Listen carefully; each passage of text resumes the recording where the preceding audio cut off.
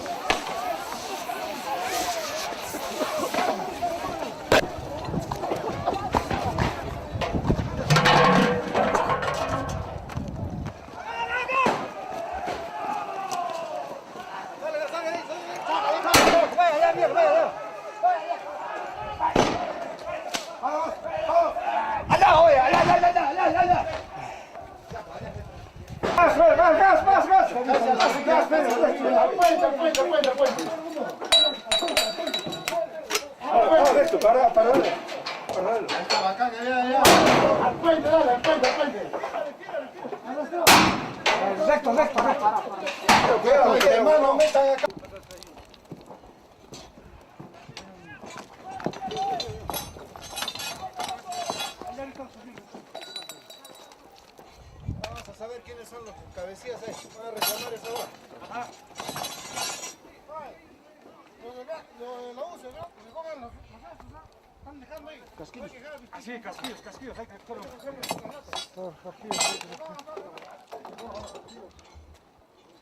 Paisano, ven, vamos. Bota estos palos ahí arriba.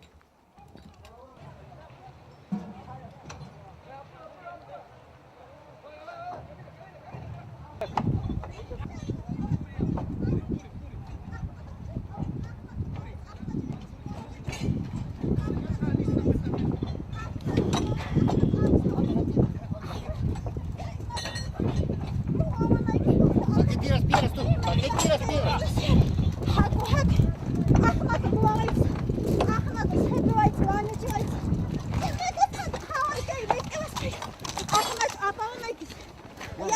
Camina entonces, camina. Ya, camina entonces, camina.